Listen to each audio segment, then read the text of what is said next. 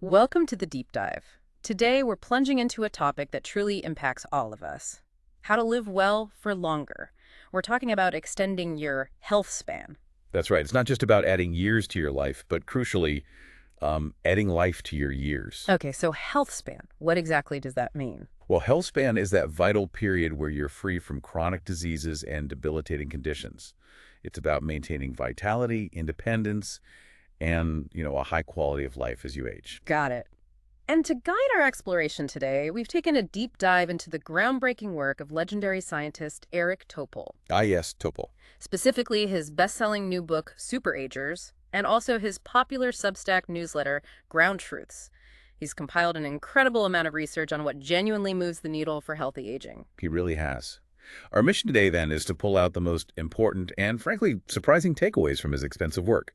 We'll cover key pillars of health span, diet, exercise, sleep. And some cutting-edge science, too, right? Exactly. Some emerging insights. So, yeah, let's explore these foundational areas. All right, to begin our deep dive, let's start with something as fundamental as what we eat. Eric Topol highlights a pretty stark fact. Poor diet is linked to 22% of all deaths globally. I mean, that's a higher percentage than tobacco, cancer, or hypertension. It's staggering. Yeah. Yet with, 60,000 diet books on Amazon alone, figuring out what a healthy diet actually is can feel incredibly overwhelming. It really can. And what's particularly striking in Topol's work is his intense focus on ultra-processed foods, or UPFs. He doesn't mince words about them. How does he describe them? He calls them alien, industrially produced, unnatural substances. They're not even food. Basically, these aren't ingredients you'd typically find in a home kitchen. Okay. And the damage they inflict seems to come from two main angles. First, chemically, they're just loaded with additives and industrial ingredients, things like artificial coloring, high fructose corn syrup, artificial sweeteners, maltodextrin, dextrose, lactose. Usual suspects. Right. Hydrogenated oils, palm oil, emulsifiers like soy lecithin, xanthan gum. The list goes on. And the second angle. That's the physical processing. Right. The manufacturing involves molding, extrusion, pre-frying. It's all designed to maximize digestibility and speed up absorption. Which causes those blood sugar spikes. Exactly. Blood glucose and insulin spikes. It's the complete opposite of how natural fiber-rich foods work, which slow down digestion. Topol actually points to the NOVA classification system as a helpful guide here. How does that work? It basically categorizes foods into 4 groups: unprocessed, processed culinary ingredients, processed foods, and then ultra-processed foods.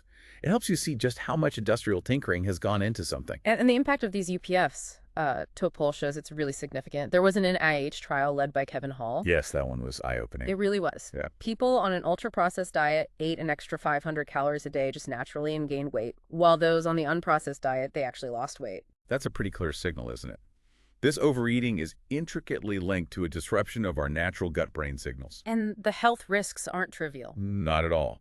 There's a sharply heightened risk for a whole range of cardiovascular and metabolic diseases. We're talking abnormal lipid levels, insulin resistance, widespread inflammation. Wow. Yeah, studies have shown notably higher risks for conditions like metabolic syndrome. That's an 80% increased risk. 40% for type 2 diabetes, 23% for hypertension, 55% for obesity, and even a 66% higher risk for cardiovascular death. That's huge. And what about cognitive effects? That's concerning too. For older adults, even a modest 10% increase in UPF intake is linked to a 16% increased risk of cognitive impairment. And things like processed red meat, bologna, bacon, hot dogs, regular consumption is associated with a 14% higher dementia risk. Topol also shares that self-experiment by Chris Van Teleken, the British physician scientist. Oh yeah, that was compelling. He spent a month eating 80% UPFs, gained 15 pounds. And the internal changes were dramatic. Huge changes in brain connectivity between habit and reward centers.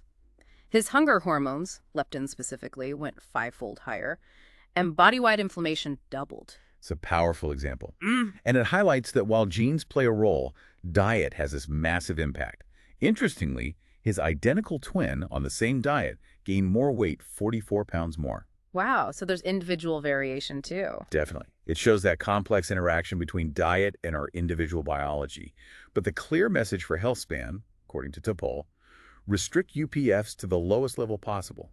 Okay, so practically speaking, when we're at the grocery store, what's the takeaway for us? Keep it simple. Read labels carefully. Avoid ingredients that sound like they belong in a chemistry lab, right? Right. Steer clear of added or fake sugars. Choose items with the fewest ingredients possible. And be really wary of those health claims. On packaging, they often mask highly processed contents. And the layout of the store. Topol often advises shopping the perimeter. That's where you usually find the fresh foods. The middle aisles. That's typically UPF territory. There's even an app, Open Food Facts, that can help you scan and identify these things. That raises an important question, though. Why isn't the U.S. joining other countries like Brazil and Israel in issuing official guidelines against UPFs? Well, Topol points directly to what he calls the supersized chokehold influence of multinational corporations, or big food, on regulatory bodies like the Department of Agriculture. Lobbying. Massive lobbying. He notes they spend twice as much as the tobacco and alcohol industries combined. And historically, the FDA has been, shall we say, slow to act on harmful additives already banned elsewhere, like in Europe. Red dye number 3, brominated vegetable oil. Things still in our food here. Exactly. Topol suggests that, looking ahead, UPFs might eventually be regarded much like cigarettes are now. We might see calls for conspicuous labeling on foods and drinks, highlighting their risks. Okay, so beyond UPFs, Topol then dives into other dietary details, sweeteners, salt, and the big macronutrients. Carbs, protein, fat. Yes, his analysis is quite detailed there too. Excessive sugar, especially from sugar-sweetened beverages, is undeniably bad. Full stop. Increases mortality risks. Yeah, increases all-cause, cardiovascular, and cancer mortality. High intake can even triple the risk of atrial fibrillation. Artificial sweeteners, it's more complicated. Mixed messages there. Conflicting reports, yeah. But overall, the data isn't exactly favorable, though maybe less concerning than high sugar itself. Topol does note stevia seems to be among the least concerning artificial sweeteners. And salt. We always hear about salt and blood pressure. The link to hypertension is clear, though how much it affects you varies individually. Moderate intake, maybe 1 to 2 teaspoons a day, is generally fine. But above 5 grams of sodium daily, cardiovascular risk increases. And the average American consumes about 3.5 grams daily. So not terrible on average, but many are higher. Plus, high salt diets might also pose risks for cognitive impairment by reducing brain blood flow. So, limiting added salt, maybe considering potassium chloride substitutes, can help. Okay, now onto the big 3 carbs, protein, and fat. What's the key message from Topol here? The type of macronutrient truly matters, not just the amount. He talks about carbotoxicity, but specifically for the bad carbs. So, distinguish between good and bad carbs. Absolutely. Good carbohydrates, think dietary fiber, non-starchy vegetables, legumes, fruits, whole grains. They actually reduce mortality and disease risk. Bad carbs, like fast-digesting sugars and refined grains, they spike insulin and lead to weight gain. And protein, especially as we age. Right. The current recommended daily allowance, the RDA, might actually be too low for older adults because we naturally lose muscle mass with age, sarcopenia. So more protein might help. It might, but it's tricky. Extremely high protein diets have been linked to issues like atherosclerosis and pro-inflammatory gut metabolites. Topol suggests up to maybe 1.2 grams per kilogram of body weight is reasonable. But be careful about the source. Yeah, he advises caution with leucine-rich animal proteins. Honestly, the science on optimal protein intake as we age is still evolving. It's hard to conduct those large-scale long-term trials. Understood. And what about fats? They've had such a roller coaster ride in dietary advice over the years. It's a fascinating area, isn't it? There's actually a dedicated gut-brain reward circuit just for fat intake, and it synergizes with sugar to promote overeating. Making fatty, sugary things irresistible. Pretty much. But surprisingly, dairy, which was demonized for its fat content for so long, is now linked in some studies to reduced cardiovascular disease and type 2 diabetes risk, especially things like unsweetened yogurt and harder cheeses. So the type of fat is key again. Absolutely crucial.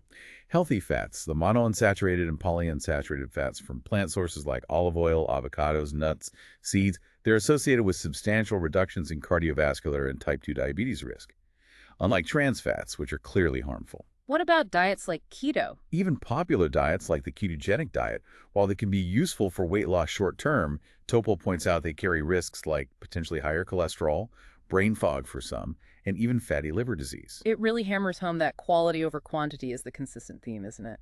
It really is. It's about making conscious, informed choices about the quality of what you're putting in your body. And finally, in this section on diet, Topol covers some common beverages and food categories we encounter daily. He does. Coffee, for instance. Mhm. It gets a pretty enthusiastic thumbs up. Really? Yeah. Linked to reduced mortality, up to 30% in some studies, especially around 4 cups a day, and lower risk of many diseases. Now, these are observational studies, so correlation isn't causation. But no clear harm. right, there's no evidence of harm to heart rhythm, and some studies even suggest a lower risk of arrhythmias. The exact why is still uncertain, but the benefits seem to outweigh any potential risks for most people. Okay, coffee good. Alcohol. Less blurry there. The evidence is much clearer. Moderate to heavy drinking does no good, period. What about the red wine myth? A glass for heart health. Largely refuted, according to Topol. Alcohol is classified as a carcinogen, and the risks increase significantly, even exponentially, beyond very light intake. Think maybe just 2 drinks per week. Okay. And red meat versus plant-based. Processed meats are carcinogenic, linked to high risk. Unprocessed red meats, labeled probably carcinogenic. So limit both. That's the strong suggestion. A shift towards plant-based diets, in contrast, is plainly healthier, linked to reduced risks of type 2 diabetes, all-cause mortality, cancer. A study on identical twins even showed plant-based diets slowed biological aging. But what about those processed plant-based alternatives? Good point. Need to be careful there, too. They can still be high in sodium and saturated fats, falling into that UPF category sometimes. Topol's bottom line is pretty clear. The more red meat, especially processed red meat, the less healthy you're likely to be. He then sort of brings it all together with the idea of a whole package of healthy eating, and specifically mentions the Mediterranean diet. Yes, he really emphasizes this whole package approach. It consistently shows benefits like reduced cardiovascular and all-cause mortality. We're talking fruits, vegetables, legumes, whole grains, nuts, seeds, healthy fats like olive oil and avocados, fatty fish. The classic. Exactly. Olive oil itself is tied to about a 20% lower all-cause mortality and reduced dementia risk. These whole foods are rich in fiber, which directly counteracts the harms of those UPFs we discussed. And the Mediterranean diet has good evidence. Robust support. Multiple randomized trials show significant reductions in deaths from nearly every major cause: cardiovascular diseases, cancer, neurodegenerative diseases. While newer variations like green MED diets show promise, the traditional Mediterranean diet remains the most validated for positive outcomes. That's a lot to practical guidance on food. So for many of us, the next question is, what about supplements? Should we be taking handfuls of pills? Supplements. Topol takes a pretty firm stance here. He basically states there's little to no hard evidence for the benefit of most vitamins or supplements. Really? Even common ones? Yeah, especially if you're already eating a healthy diet. Even the really popular ones like vitamin D and omega-3s haven't shown clear benefits in large-scale trials. Any exceptions? A modest possible exception might be multivitamins for cognitive aging in older adults, but even that is still debated. There are some newer longevity vitamins, like taurine and choline, showing intriguing promise in early studies. Like in animals? Exactly, particularly taurine for promoting health span in animal models. But they lack that crucial human randomized trial verification. So, his practical advice: take them with a grain of salt. Don't rely on them instead of a healthy lifestyle. Okay, let's shift gears. Moving from what we put into our bodies to how we move them. Eric Topol calls regular exercise the single most effective medical intervention that we know. It's a powerful statement, isn't it? He says if you could design a drug that did everything exercise does, it would be a miracle breakthrough. And he's right. The impact is profound and truly body-wide. Exercise leads to favorable adaptations in nearly all organ systems: cardiovascular, brain, pancreas, muscles, gut, liver, fat, tissue, immune system. It's incredible. How does it work? It protects against atherosclerosis, improves heart function, reduces inflammation, enhances mitochondrial function. A randomized trial even showed inflammation biomarkers were suppressed more by exercise than by a GLP-1 drug. Wow.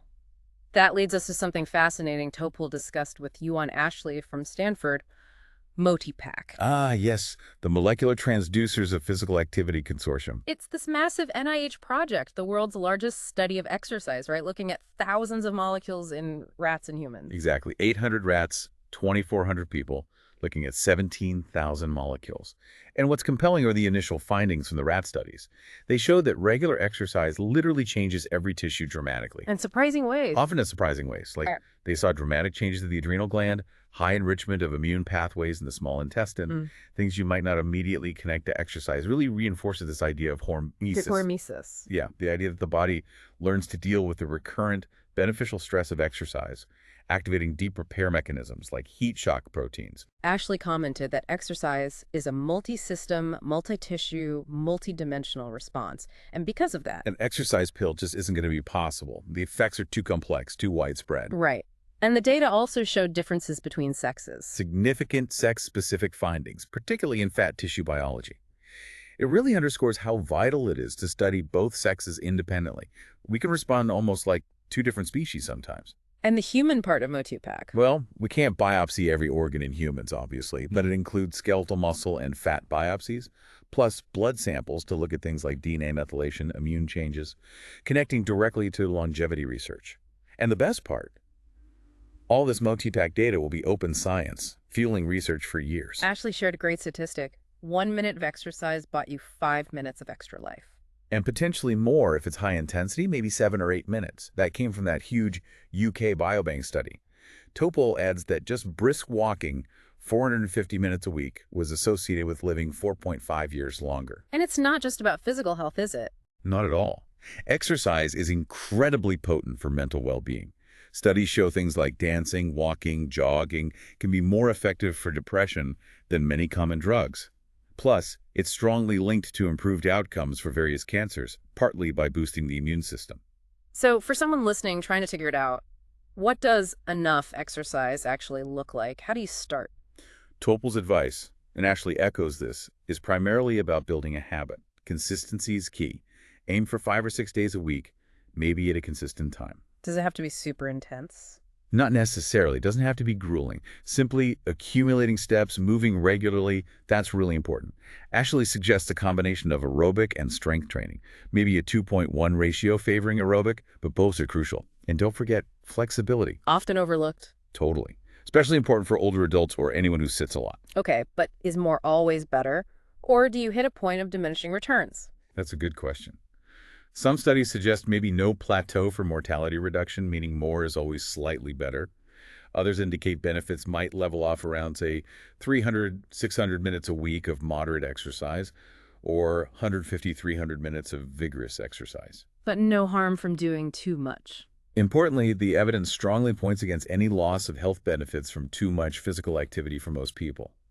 The only real exception might be ultra-endurance athletes, who could face a slightly higher risk of atrial fibrillation. But for the vast majority, more movement is good. Despite all these clear benefits, it's quite striking. Only about 1 in 4 American adults actually meet the recommended guidelines for both aerobic and muscle strengthening. It is striking, and Topol highlights that even small changes can make a huge difference. Just 10 minutes of physical activity per day could prevent an estimated 110,000 deaths among American adults annually. Just 10 minutes. He also talks about steps. While 10,000 steps isn't some magic, scientifically validated number, the benefits start way lower. Like 2,700 steps for older women showed benefits. Significant reductions in mortality and cardiovascular events are seen up to around 8,800 steps per day. And walking faster gives more protection against type 2 diabetes. Now, Topol, as a cardiologist, made a point about his own past thinking. Yes, he mentioned his past mistake of only stressing aerobic exercise. Now he strongly emphasizes strength, resistance, and balance training too. Why is that so important? Because muscle mass and strength decline significantly after age 50, that sarcopenia we mentioned. Resistance training, even just 60 minutes a week, is associated with a 25% reduction in all-cause mortality. Wow. Plus benefits for cardiovascular health, cancer mortality, sleep quality, bone density, mental well-being. It covers so much. Topol encourages checking things like grip strength. It's a key prognostic metric. And practicing balance, like simple one-leg stands. And avoiding sitting too much. Crucial. He stresses avoiding prolonged sitting, as it's independently linked to increased all-cause and cardiovascular mortality, even if you exercise regularly. You can't fully exercise away the harms of being sedentary all day. The synergy between exercise and diet seems important too. Topol mentions a study on pre-diabetes. Right, combining calorie restriction with multimodal exercise, meaning different types of exercise, showed much greater improvements in insulin sensitivity than diet alone. They work better together. Definitely. And for anyone thinking, oh, I'm too old, it's too late to start. Topol shares that inspiring story of Richard Morgan, 93 years old. Took up rowing in his 70s. Now he's winning world championships, has the fitness level of someone decades younger. Amazing. It truly suggests there's effectively no age limit to countering or maybe even reversing some age effects through exercise. It's never too late. Okay, so we've covered diet and exercise. Next up, sleep. Topol dives deep into that magical sense of restoration we get from good sleep and why it's so vital for health span. Absolutely. And the really big discovery here in the last decade or so is the brain's glymphatic system. The brain's what now? Glymphatic system. Think of it like a dedicated plumbing network in the brain. Its job is to clear out metabolic waste products, similar to how the lymphatic system works in the rest of the body. So it cleans the brain while we sleep. Exactly. This brainwashing, as some call it, primarily happens during non-REM sleep, especially that deep, slow-wave sleep. Macon Niedergard, the pioneer in this field, described it like turning on the dishwasher before you go to bed and waking up with a clean brain. That's a perfect analogy. And this waste clearance is absolutely critical for brain health. Just one night of sleep deprivation can lead to a measurable increase in beta amyloid. The protein linked to Alzheimer's. The very one. And chronic poor sleep is prospectively tied to the risk and progression of Alzheimer's disease. We're now getting confirmation from human studies about this glymphatic network. This raises a really concerning point, then, about something many people use: sleep aids. What does Topol say about those? Yeah, this is worrying. He highlights a new study showing that Ambien, zolpidem, a very common sleep medication, it actually suppresses norepinephrine levels. And norepinephrine is important for? It's key for driving that glymphatic flow, the brain cleaning. So ironically, the drug reduces the very waste clearance that sleep is supposed to enhance. So the drug might help you fall asleep, but harms a key function of sleep. Precisely. And other drugs might have similar adverse effects. Topol stresses that basically no commonly used sleep medications or supplements have been proven to improve waste clearance or deep sleep without significant side effects. That's quite a statement. So how much sleep do we actually need? And how does it change as we age? Around 7 hours seems to be the sweet spot, the optimal duration for most adults. Both too little less than 7 hours and actually too much more than 8 hours are associated with negative health outcomes. Like what? Increased all-cause mortality, declines in cognitive and mental health. And yes, as we age, deep sleep naturally decreases, sleep tends to become more fragmented, and our internal clock, the circadian rhythm, can shift earlier. Earlier bedtime, earlier awakening. Topol mentions that a huge chunk of Americans, maybe 35–40%, sleep less than 7 hours regularly. Yeah, and Americans generally get less sleep compared to some other developed countries.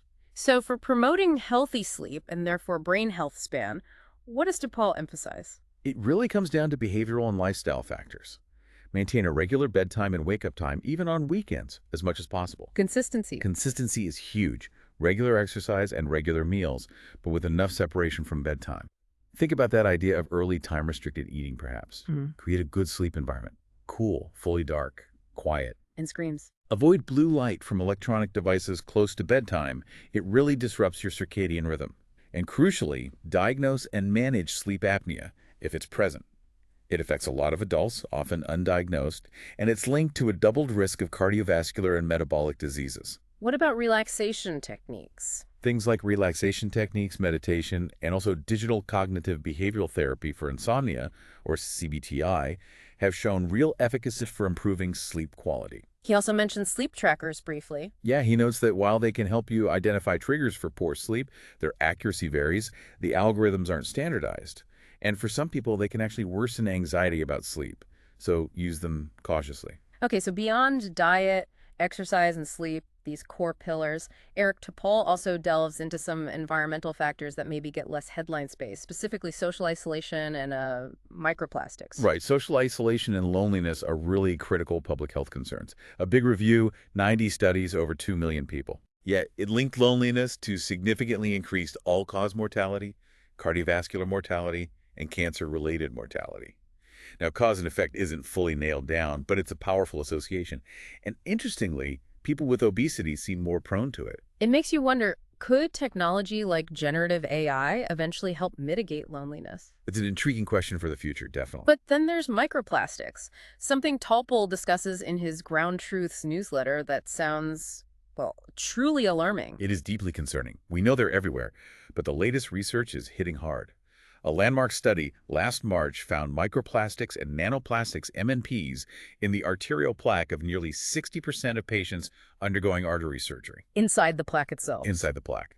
And their presence was linked to a massive 4.5-fold increase in subsequent all-cause mortality, heart attack, and stroke over the next few years. 4.5 times. And it gets worse. Unfortunately, yes. A new Nature Medicine study Topol reviewed shows that these MNPs accumulate in the brain at concentrations 7 to 30 times greater than in the liver or kidneys. In the brain. In the brain. And what's really alarming is that brain MMP concentrations were considerably higher in people with dementia compared to healthy brains. And these levels seem to have increased dramatically just between 2016 and 2024. Does this prove plastics cause dementia? It doesn't definitively prove cause and effect yet, but it's flanked by other concerning evidence. Another study in Science Advances, using a mouse model, showed MNPs in the bloodstream can cross the blood-brain barrier. Oh, wow. Yeah, cross the barrier, activate the brain's immune system, and lead to blood clots and neurological abnormalities. Topol refers to this whole issue as a plasticdemic, inciting aggressive inflammation throughout our bodies. Okay, that's terrifying. Facing something so pervasive, what can we realistically do? It feels overwhelming, but Topol suggests some practical steps. Actively try to avoid plastic-packaged foods and drinks whenever possible. Use less synthetic fabric as they shed fibers. Clean household dust regularly as it contains plastics. And heating plastics. Crucially, avoid heating plastic containers. Think microwaved ready meals in plastic trays, or even some plastic kettles. Heating leaches large amounts of microplastics into food and water. But individual actions only go so far. Exactly. Beyond individual steps, Topol emphasizes the urgent need for drastic cuts in overall plastic production and our reliance on single-use items. He calls it a crisis demanding immediate global attention. Okay, so this deep dive has covered a lot of these low-tech lifestyle factors, what Topol calls lifestyle plus cull. But he also highlights how cutting-edge, high-tech advancements are changing the game, right? Revolutionizing our understanding and ability to forecast health. Indeed. One major area is personalized nutrition, moving beyond the old one-size-fits-all diet advice. Because we're all different biologically. Exactly. As Topol explains, each person is unique. Wearable continuous glucose monitors, CGMs, are becoming much more accessible now. They let you see in real time how your blood glucose responds to different foods, exercise, sleep, stress. And our gut microbes play a role. A huge role. That landmark 2015 study from the Weizmann Institute really demonstrated that a person's unique gut microbiome is a key determinant of their glucose spikes after eating.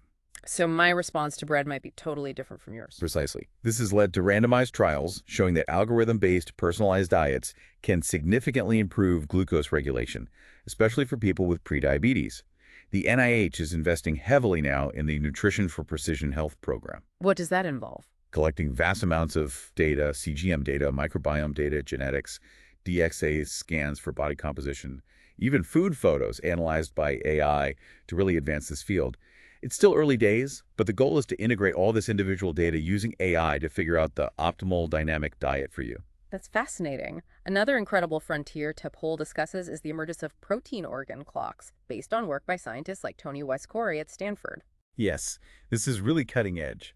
It involves measuring thousands of proteins in just a tiny blood sample, and then using AI to identify specific patterns, clusters of proteins, that reflect the biological age of individual organs. Oh, so not just your overall biological age, but the age of your heart, your brain, your liver. Exactly. And these organ age gaps, where, say, your heart is physiologically much older than your chronological age, are linked to increased risk of specific diseases down the line.